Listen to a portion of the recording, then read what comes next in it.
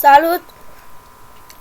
Salut, eu sunt Felix și astăzi vreau să vă prezint cum puteți să vă faceți un server de San Andreas multiplayer. V-am promis în anunțul anterior că vă voi face. Să începem. Ok, deci pentru început vă duce pe Google, pe internet, pe acest site ăsta.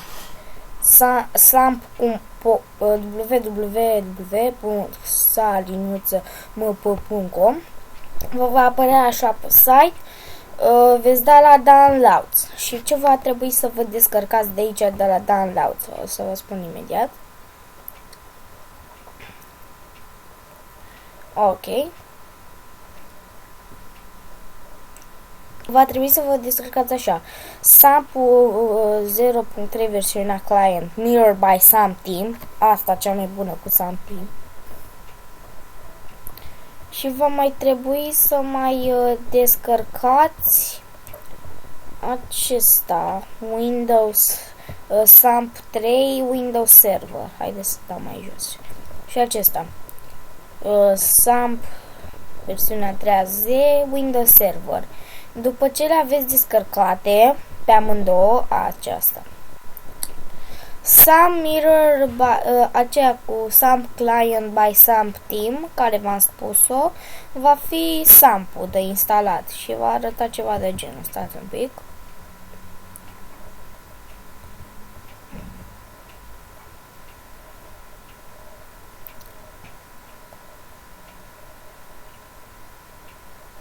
Stați un pic.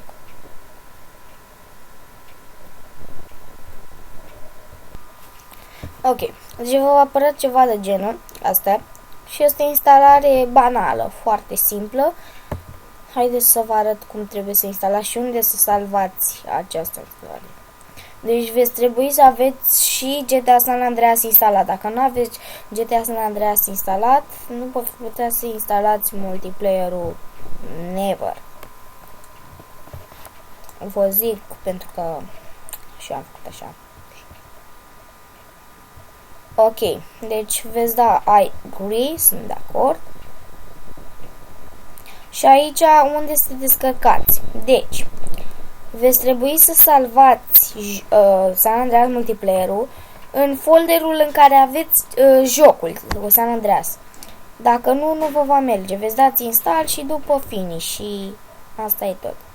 După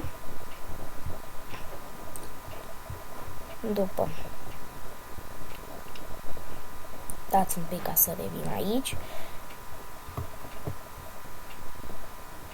Iar după aceea vă va deschide un folder, pur și simplu un folder. Haideți să-l instalez și eu, că nu știu dacă îl mai am, dacă la timp. Nu cred că l-am mai jucat. Da, deci cum v-am zis, așa.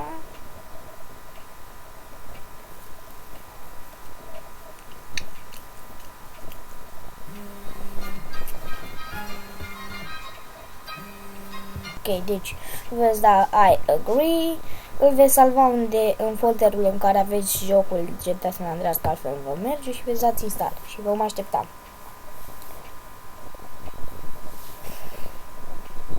Ok, hai că rulează de repede.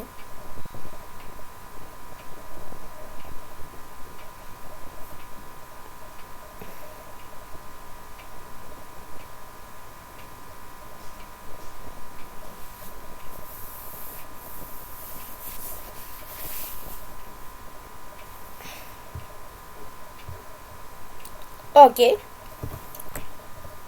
după ce s-a terminat, vă veți duce în folderul în care aveți jocul GTA San Andreas. Eu chiar o să mă duc acolo. Dați așa.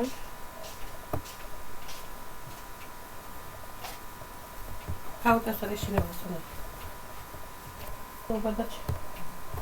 Apoi veți avea aici SAMP-ul ăsta. Veți deschide aplicația.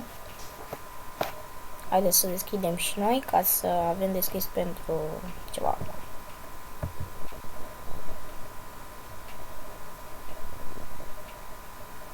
Ok, s-a deschis, o vom lăsa deoparte pentru mai târziu. Iar acum veți mai trebui să descărcați, da, ce v-am mai spus, aceasta cu SAMP versiunea 3 a Windows Server. Apoi, după ce veți descărca și asta, vă va apărea un WinRAR. În acel WinRAR veți avea ce am eu aici, în afară de asta, în afară de asta care să o șterg chiar acum, sunt serverele mele. Da? Deci vă va apărea așa în WinRAR. Veți extrage, deci va trebui să vă faceți un folder care îl veți numi SAMP Server și veți extrage totul în acel folder. După ce ați extras totul în acel folder, cum am făcut eu, vă va apărea pur și simplu așa. Iar apoi veți da aici, pe server, va fi un folder gol, care o să-l deschideți cu Notepad, cum am făcut eu, și vă va apărea astea. Apoi, de la astea două în jos, de la HOX30 și LAN Mode, al compeasă, dar că parola serverului tău. Eu mi-am pus 9934. Da? Câți jucători să fie în total? 1000 am pus. Portul. Păi portul, cum să vă zic eu la port? La port IP-ul serverului. Deci, cum intrați pe net să luați servere de SAMP, ați văzut că e cu un IP care trebuie să-l copiați acolo. Ok. Hostname, numele, nu mi-au pus Felix, poți în fine. Și, apropo, va trebui să vă duceți în Game Modes și să ștergeți tot și să păstrați astea două, Grand Lark PWN și Grand Lark AMX. Și va fi mai multe și vei le șterge pe toate și vei lăsa Grand Lark-urile, ok? Uite de ce vă spuneam eu cu Grand Lark-urile, pentru că scrie aici, avea Grand Lark Mode. În fine, veți da un save.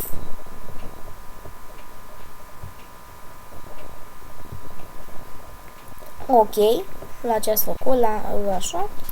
Iar apoi, cum puteți să faceți server? Deci. Ce ai, mă, nu m-a sunat nimeni. Ok, mă scuzați că așa. Da, save-ți. Și apoi, ca să puteți să intrați pe serverul vostru, veți copia portul. În cazul meu ăsta, port la server.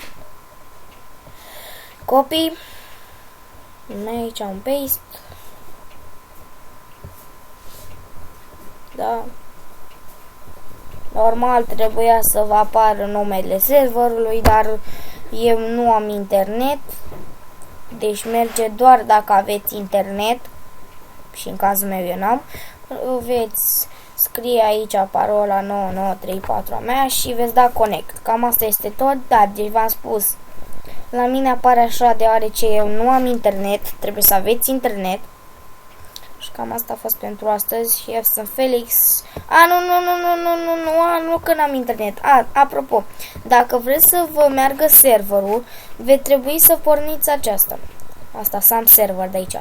O porniți. Avem puțină răbdare.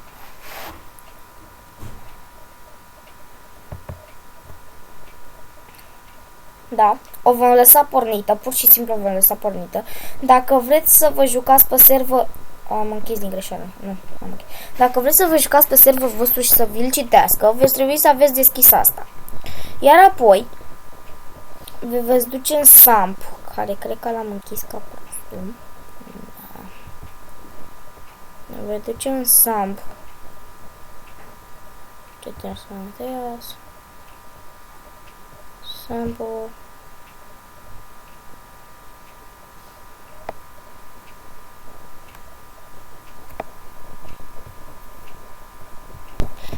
Veți scrie portul 668